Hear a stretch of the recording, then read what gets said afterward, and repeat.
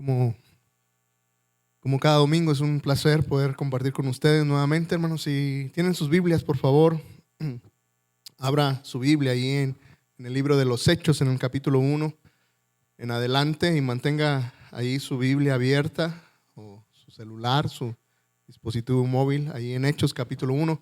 Quiero seguir con este tema que comenzamos el domingo pasado, hablando de este impacto de la cruz en medio de la vida.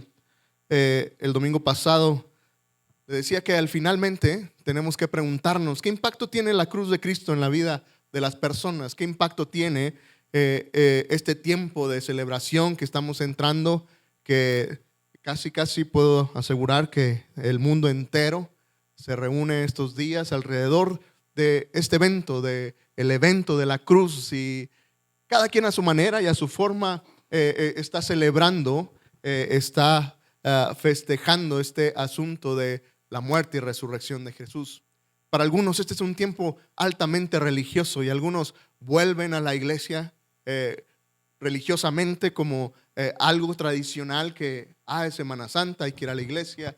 Algunos comienzan a hacer cosas que se sienten obligados a hacer, dejan de comer carne, dejan de asistir a ciertos lugares porque es la Semana Mayor, y algunos están alrededor de esta celebración con una intención altamente religiosa. Para algunos es un tiempo de vacaciones, simplemente es un tiempo en el que pues qué bueno que hay vacaciones, y entonces es un tiempo para pasar con la familia, para salir de viaje y descansar un tiempo en el año.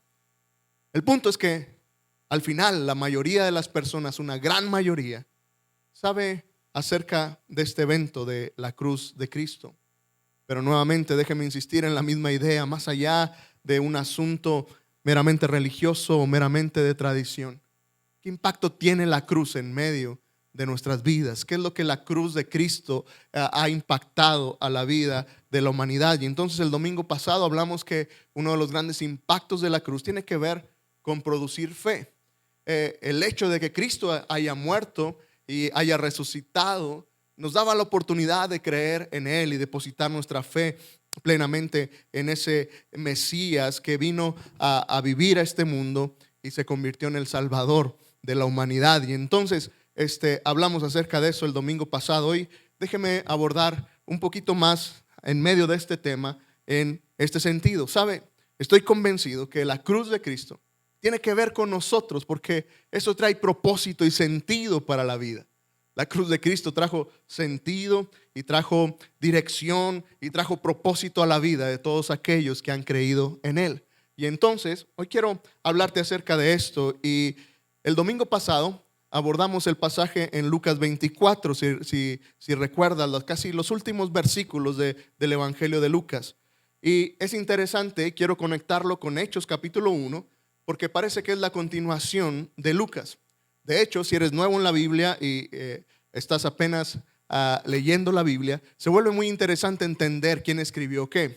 Te platico que Lucas, el Evangelio de Lucas, se llama Lucas porque el escritor era doctor Lucas. Y entonces él escribe este Evangelio, pero también escribió este libro de los Hechos. Y entonces tiene mucho sentido porque parece que es una continuación acerca de los evangelios. Mira lo que el mismo Lucas escribió allí en Hechos capítulo 1. Estimado Teófilo, era un amigo de él al quien dirige tanto el Evangelio de Lucas como el de Hechos. Y dice: en mi primer tratado, está hablando del Evangelio de Lucas, lo que leímos el domingo pasado. En mi primer tratado hablé acerca de todo lo que Jesús comenzó a hacer y a enseñar hasta el día en que fue recibido en el cielo, después de que por medio del Espíritu Santo les dio mandamientos a los apóstoles que había escogido. Después de su muerte se les presentó vivo y con muchas pruebas que no admiten duda. Se les apareció durante 40 días y les habló acerca del reino de Dios. De eso hablamos el domingo pasado, ¿recuerdas? Y es lo que abarca en el Evangelio de Lucas, estas muchas pruebas que no admiten duda. Versículo 4. Mientras estaban juntos, les mandó que no se fueran de Jerusalén, sino que les dijo: esperen la promesa del Padre, la cual ustedes oyeron de mí. Como saben, Juan bautizó con agua, pero dentro de algunos días ustedes serán bautizados con el Espíritu Santo. Entonces, los que estaban reunidos con él le preguntaron: Señor, ¿vas a devolver a Israel el reino en este tiempo? Y él le respondió: no les toca a ustedes saber el tiempo ni el motivo que son del dominio del Padre. Pero cuando venga sobre ustedes el Espíritu Santo, recibirán poder y serán mis testigos en Jerusalén, en Judea, en Samaria y hasta lo último de la tierra. Después de haber dicho esto, ellos lo vieron elevarse y ser recibido por las nubes que lo ocultó de sus ojos. Permítanme detenerme aquí y quiero usar esta porción bíblica nuevamente para hablar de cómo la cruz de Cristo trae estos propósitos especiales para la vida. Nuevamente, Lucas está contando acerca de lo que Cristo ha hecho. Y se vuelve bien interesante porque Lucas comienza con esta idea. Dice, lo que te relaté en mi primer libro, te hablé acerca de lo que Jesús comenzó a hacer y a enseñar, de ese ministerio terrenal, de ese ministerio que Jesús había realizado. Lucas tomó fielmente nota de cada milagro, de cada punto específico que el Espíritu Santo le guió a escribir acerca de quién era Jesús, de todo este ministerio terrenal. Y obviamente Lucas presenta a este Salvador, a este Mesías, a este Jesús lleno de poder, lleno de gracia, a este poder, de este Jesús lleno de misericordia y ese amor que tenía para las personas. Y entonces en el Evangelio de Lucas encontramos todo esto acerca de lo que Jesús comenzó a hacer y a enseñar. Pero qué interesante, porque Lucas termina con lo que comienza Hechos, con la ascensión de Jesús, con este punto en que evidentemente Dios se había revelado a través de la resurrección de Jesús a sus discípulos, y entonces en medio de mostrarse a ellos resucitado, asciende al cielo, probando que así él era aquel Mesías enviado por Dios. Pero hoy quiero que notes particular atención en algo, y es que el punto es que, mira, el ministerio terrenal de Jesús había llegado a su fin. Lucas termina y Hechos comienza hablando acerca de esta línea que dividía lo que era el ministerio terrenal de Jesús con lo que comenzaría a ser un ministerio celestial de Jesús. Es decir, Jesús había terminado su ministerio aquí, había vivido de una manera perfecta, había enseñado, había predicado acerca del reino de Dios, había mostrado que realmente Él era ese Mesías enviado. Pero eso había terminado, había subido a la cruz, había tomado nuestro lugar en aquella cruz, derramado su sangre y resucitado al tercer día, mostrando aquel gran poder sobre la muerte y el pecado. Después de mostrarse a sus discípulos para comprobar, para producir en ellos aquella fe que hablábamos la semana pasada, para producir aquella fe de que realmente Él era el Salvador, asciende al cielo, marcando el fin del ministerio terrenal de Jesús. El ministerio de Jesús terrenal había terminado, había acabado, tenía un fin, pero no su obra en este mundo. Y entonces, ¿sabes? Hay algo extraordinario en medio de esto. La obra de Dios continuaría, ya no a través de este Jesús, de este Mesías, sino a través de aquellos discípulos que Él había escogido. Y por eso Lucas comienza a narrar cómo Dios los concentra en Jerusalén. Y Jesús, que ha resucitado, les pide que se queden en ese lugar y que esperen la venida del Espíritu Santo. ¿Sabes? A partir de ese momento, el propósito de las vidas de esos discípulos que siguieron a Jesús cambió radicalmente. Ellos ya no vivían más para sí. Su propósito de vida cambió a volverse a ser unos instrumentos en las manos de Dios. Y entonces esto se vuelve muy interesante y muy bueno de pensar. Sabes, aún cuando el ministerio de Jesús había terminado, su obra no. Pero ahora la invitación, la cruz, hacía posible que la obra de Dios continuara en este mundo a través de sus discípulos como instrumentos en las manos de Dios. Y mira, mi querido amigo, mi querido hermano, cuando Dios nos llama a venir a Él, cuando creemos en el Señor Jesucristo, entonces, ¿sabes?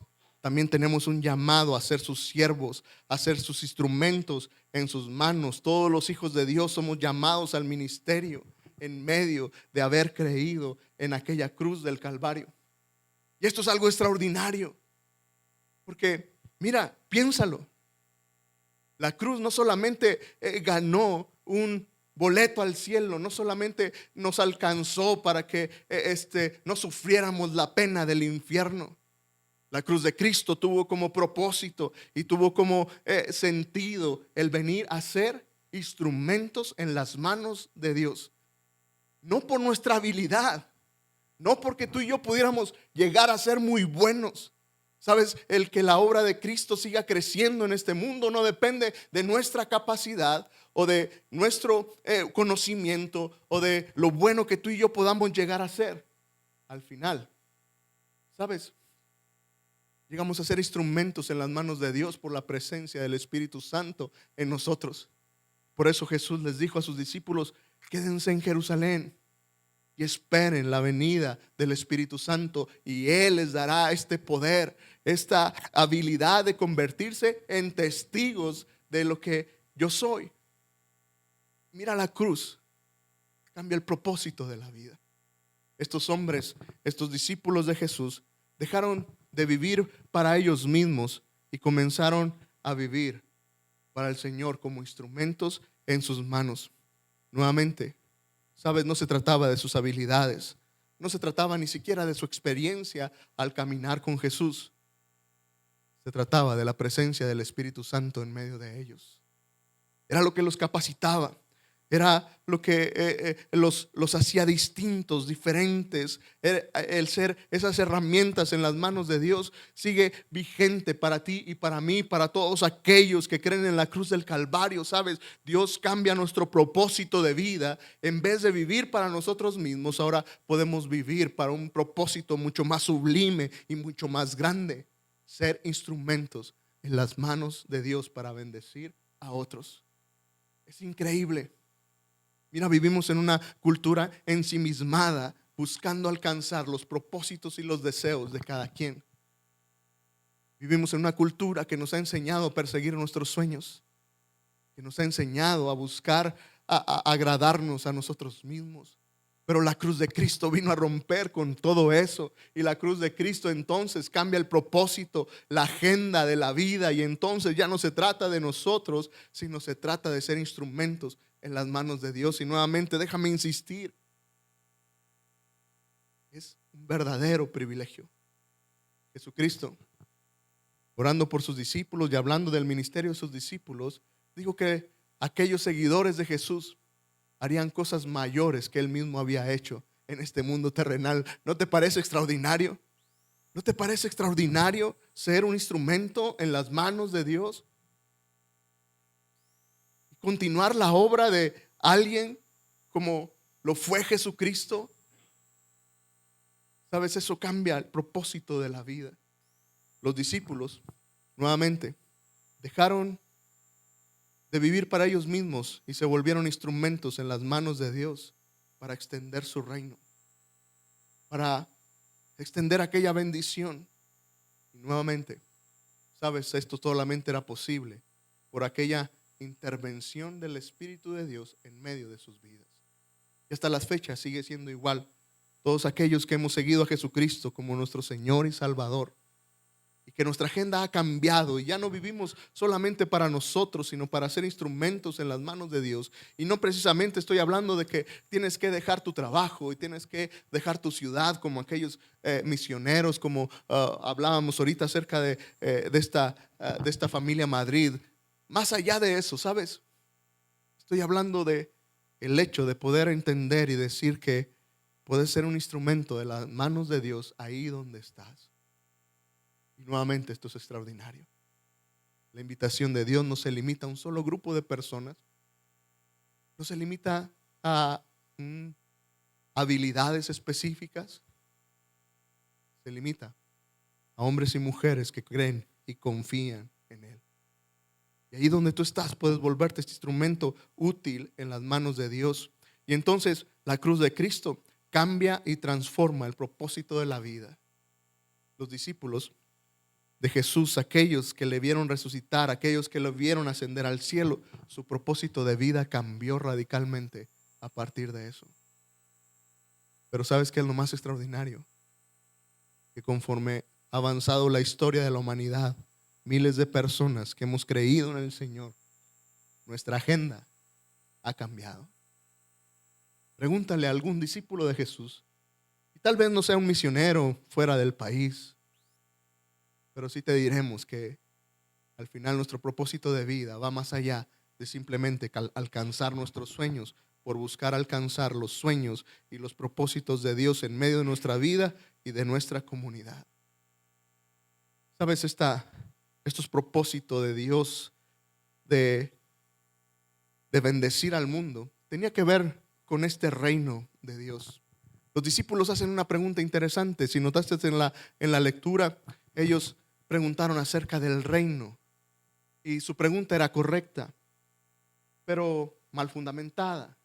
Ellos estaban pensando en un reino terrenal y entonces, si recuerdas la lectura, ellos le preguntan a Jesús: oye Jesús, ya que resucitaste, ya que vimos todo tu poder, ¿vas a restablecer el reino de Israel en estos días, en este tiempo?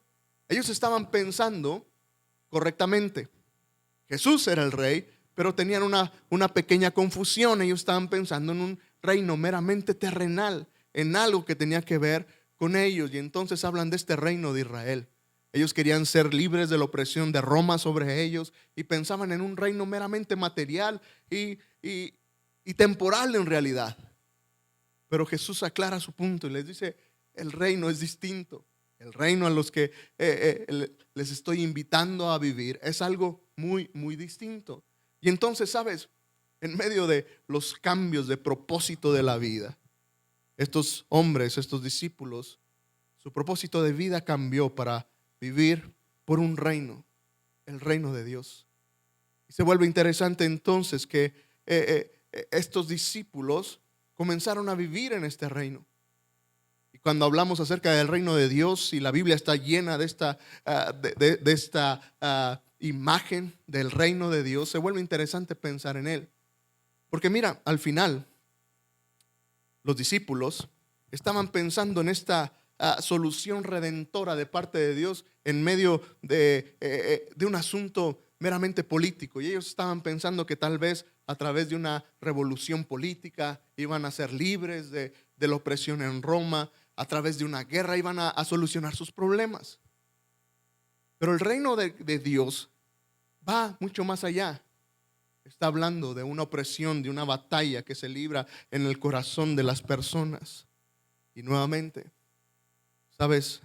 El propósito de estos discípulos cambió para dejar de pensar en ese reino material, para pensar en un reino celestial. Y nuevamente la imagen es extraordinaria porque al final, en nuestras vidas, tenemos una tendencia enorme a edificar un reino. Cada uno de nosotros queremos edificar un reino. Trabajamos para nuestro reino. Si te das cuenta, todos nos percibimos a nosotros como lo más importante, ¿no es cierto? Como el rey. Consideramos que somos el rey de la vida y entonces nosotros podemos decidir qué está bien y qué está mal como un decreto que da un rey. Y tú puedes decidir qué está bien y qué está mal. Tú puedes decidir cómo guiar tu vida y la humanidad tenemos una tendencia enorme a ser el rey de nuestro propio reino. Y nuevamente, muchos de nosotros vamos persiguiendo construir un reino basado en la fama, un reino construido en dinero y en grandes cuentas en el banco y en grandes empresas, un reino basado en muy buena fama y en mucho reconocimiento, porque nos encanta ser el centro de la vida. Pero el reino de Dios es distinto y entonces hay un cambio de propósito. Nuevamente, no se trata de vivir para tu reino, sino de someterte al reino de Dios. Y cuando voy a la Biblia y pienso en este reino de los cielos, creo que se vuelve importante explicar un poco qué implica ser parte de este reino. Y mira, hay algunas cosas que encontré que me parece que se vuelve importante entender acerca de lo que es este reino de Dios en la vida. ¿Sabes? Ser parte del reino de Dios comienza por entender que hemos sido completamente perdonados, donde el Rey, que es el juez, nos declara completamente justos. ¿Sabes? Los que viven en el reino de Dios son aquellos que han sido perdonados, lavados y limpiados por la sangre de Cristo. En el reino de Dios no puede formar parte alguien que no haya sido limpiado del pecado y perdonado completamente. Pero sabes, nuevamente, no se termina ahí. El reino de Dios no solamente está en aquellos que han sido perdonados. Dios da un paso más allá. Sabes, no solamente nos ha perdonado y ha ganado un lugar para ti y para mí en el cielo, sino que nos ha convertido en sus propios hijos. Y el reino de Dios está formado entonces por aquellos hijos adoptados, aceptados, recibidos por Dios, que nos ha dado un lugar en su mesa, en su familia, con los derechos y privilegios de un hijo. Y cuando la Biblia habla de los seguidores de Jesús como coherederos junto con Cristo, sabes, es una realidad. Y nuevamente me impacta, me emociona pensar en esa verdad. Coheredero junto con Cristo. ¿Sabes? Que Dios me vea como su hijo. Es extraordinario, eso es ser parte del reino de Dios. Pero nuevamente en el reino de Dios no solamente están los perdonados y los adoptados hijos de Dios, sino que están aquellos que están siendo conformados a la propia imagen de Dios. Esa obra diaria que Dios está haciendo. Y sabes, otra vez, esto es extraordinario. El reino de Dios está formado por aquellos que están siendo diariamente cambiados y transformados a la imagen del Padre. Y si tú esperas de alguien que ha puesto su fe en Cristo que sea perfecto, tal vez te desilusiones un poco al ver nuestras vidas. Pero una cosa estoy seguro y podrás notar: cada día, en medio de una relación diaria con Cristo, somos cambiados y transformados. Y estoy seguro que si eres un seguidor de Jesús, Dios sigue trabajando en tu carácter como conmigo. Y Dios sigue trabajando para hacerme más humilde, para que yo entienda que al final todo se trata de Él y no de mí. Así como Dios lo hace contigo y somos conformados a la imagen de Dios. Y en medio de eso, ¿sabes? Lo que sucede es que tú y yo estamos siendo capacitados para hacer lo correcto. Si hay alguna virtud en medio de un hijo de Dios, en un seguidor de Cristo, ¿sabes? Otra vez, si hay algo bueno que tú puedas decir: ese hombre, esa mujer que es un seguidor de Jesús tiene esto y lo otro que es muy bueno. ¿Sabes? El resultado no es porque esa persona sea muy buena. Ese resultado, esa virtud de los hijos de Dios viene de esta imagen de Dios en nuestras vidas. Y otra vez, si hay alguna virtud en mi vida, si hay una virtud en tu vida como seguidor de Jesús, es porque estás siendo conformado diariamente a la imagen del Padre. Y luego, ser parte del reino de Dios en la Biblia implica que el Espíritu Santo ha venido a morar en medio de nosotros. Sabes, esto no es algo metafórico, no es algo simplemente poético. Decir que el Espíritu Santo viene a vivir a nosotros. No lo puedo explicar cómo es, cómo sucede, pero creo en un Dios que todo lo hace posible. Lo que parece imposible para el hombre, para Dios es posible. Y en medio de eso, Dios hace posible que su mismo Espíritu habite en nosotros. Y sabes, cuando el Espíritu Santo habita en medio de nosotros, hace una obra extraordinaria. Trae convicción de pecado. La mejor manera en que lo explico es que me lo explico a mí mismo. Es que a mí no me gusta que me digan las cosas que hago mal. ¿A usted le gusta? Somos lo suficientemente soberbios como para aceptar que alguien nos diga que hicimos mal en algo, ¿no es cierto? Pero el Espíritu Santo no solamente te dice que estás mal. El Espíritu Santo te trae una convicción. Lo que la Biblia usa esta palabra extraña, redarguir. Te convence. Y entonces es todo distinto. El Espíritu Santo no es el acusador. Estás haciendo esto mal, porque cuando nos acusan es cuando yo reacciono. pero el Espíritu Santo me convence de que estoy haciendo mal y esto tiene un poder especial.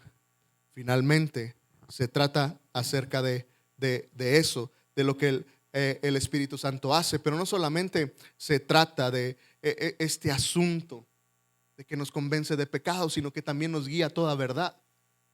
Mira, y el Espíritu Santo que mora en nosotros, obviamente siempre nos va a guiar a la verdad. Vivimos en un mundo lleno de teorías, lleno de comentarios, lleno de interpretaciones. Pero por eso el Espíritu Santo se vuelve tan especial. Tú y yo podemos caminar con confianza en nuestra relación con el Padre, leyendo la Biblia, sabiendo que no vamos a encontrar confusión, sino que vamos a encontrar dirección. El Espíritu Santo siempre, siempre te va a guiar a la verdad, nunca a la confusión, nunca hacia la mentira, siempre hacia la verdad. Pero lo mejor que hace el Espíritu Santo en nuestras vidas es que, ¿sabes?, nos ayuda a obedecerle, a ser parte de este reino. Tú y yo no tenemos la capacidad de obedecer a Dios. Nuestra tendencia es la rebeldía, nuestra tendencia es hacer lo que yo quiero. Pero el Espíritu Santo que viene a morar a aquellos que creen en Jesucristo, a los que forman parte del reino de Dios, ¿sabes?, tenemos la capacidad de obedecer. Y cuando te preguntas por qué alguien puede obedecer lo que Dios les dice, cosas tan extremas como amar a tu enemigo. ¿Quién amaría al enemigo? Son cosas que están fuera de la razón, ¿no es cierto? No puedo amar ni a algunos buenos amigos, tal vez, ¿no?, cuando no se portan bien, mucho menos a un enemigo. Y otra vez, la Biblia no está hablando de cosas metafóricas, está hablando de una realidad. Tú y yo podemos amar a nuestros enemigos, podemos perdonar al que nos ofende por la presencia del Espíritu de Dios en medio de nosotros. ¿Sabes? Eso sucede en medio del reino de Dios, se da todo esto. En medio del reino de Dios, Dios nos ha colocado en un cuerpo llamado iglesia, donde tú y yo podemos crecer y florecer. Por eso la iglesia local se vuelve tan importante. ¿Sabes? Nuevamente, el ser parte de la iglesia es disfrutar una pequeña parte de este reino de Dios, donde todos nos sometemos al señorío de Cristo. ¿Quieres vivir la experiencia del reino de Dios? Sé parte de una iglesia local. Porque ahí otra vez, tal vez no te puedas poner muy de acuerdo con tu hermano de lado, pero al final todos tenemos un rey al cual debemos de someternos. Y muy especial, no quise dejar este punto sin mencionar, es que, ¿sabes?, en medio del reino de Dios, Dios nos convierte en el objeto de su amor. Un amor que es eterno. Un amor que no se termina, incondicional. Un amor redentor para ti y para mí. ¿Sabes? Dios no solamente nos cambia, Dios nos restaura, nos vuelve a hacer conforme a lo que Él planeó para ti y para mí. Esto es el reino de Dios. Cuando leas en la Biblia el reino de Dios, está hablando de todas estas cosas que suceden dentro del reino de Dios. Ser parte de este reino es ser parte de la familia de Dios, es ser perdonado, es ser conformado a su imagen, es poder portar ese Espíritu de Dios en nuestras vidas. Todo eso tiene que ver con el reino de Dios. Y nuevamente, ¿sabes? La cruz de Cristo trae como propósito vivir para este reino. Ya no vivir más para nosotros, para nuestros reinos, sino vivir para este reino de Dios. Y todo esto, otra vez, fue posible por la cruz de Cristo. Oro porque tú y yo podamos encontrarnos el propósito más sublime de nuestras vidas en la cruz. Hay muchas cosas en esta vida en que puedes buscarle sentido. Puedes vivir por miles de opciones en este mundo. Puedes vivir para hacer dinero, puedes vivir para formar una gran familia, puedes vivir para construir una gran empresa. Es más, Puedes vivir para construir un gran ministerio, pero ninguno de esos propósitos se compara para vivir por el propósito del reino, para vivir por el propósito que trae la cruz de Cristo a la vida de todos aquellos que creen. Al final, mi querido amigo, mi querido hermano, solamente quiero decirte que la cruz de Cristo trajo propósitos para la vida totalmente distintos. Y tiene que ver contigo, y tiene que ver conmigo. Dios quiere que tu vida sea invertida en algo que trascienda mucho más allá de simplemente vivir para ti mismo. Dios quiere que al final de nuestra vida podamos llegar sabiendo que hemos invertido nuestra vida en lo correcto. Oro porque así sea. Oro porque al final de nuestras vidas, tú y yo podamos terminar nuestras vidas sabiendo que las vivimos con el propósito correcto. ¿Qué les parece si oramos? Dios, gracias por tu palabra. Te amamos, Señor, y agradecemos lo bueno que eres con nosotros. Gracias porque la cruz trajo propósito y sentido para la vida. Gracias, Señor, porque a través de la cruz tenemos la oportunidad de ser instrumentos en tus manos. Continuar la obra que tú comenzaste en este mundo, Señor, es una tarea extraordinaria. Aquellos que hemos creído en ti, que somos tus seguidores, somos afortunados. Padre, gracias porque la cruz trajo propósito y sentido, Señor, para vivir por propósitos más sublimes que solamente vivir por nuestras vidas. Dios, si alguien aquí aún no tiene una relación contigo, Padre, que seas tú, tu Espíritu Santo, Señor, abriendo sus ojos, su corazón, ante lo bueno, Señor, que es convertirse en un seguidor tuyo. Padre, que sea tu Espíritu Santo guiándolos a entender que el propósito de la vida, Señor, contigo es lo mejor. Padre, nuevamente gracias por los que algún día nos alcanzaste y pudimos entender tu mensaje. Padre, gracias porque tu reino sigue creciendo, se sigue extendiendo. Alcanza a aquellos, Señor, que aún no te han conocido. Gracias pues, Señor, por tu palabra. Gracias por ser tan bueno. Señor, enséñanos a vivir para ti. En Cristo Jesús oro.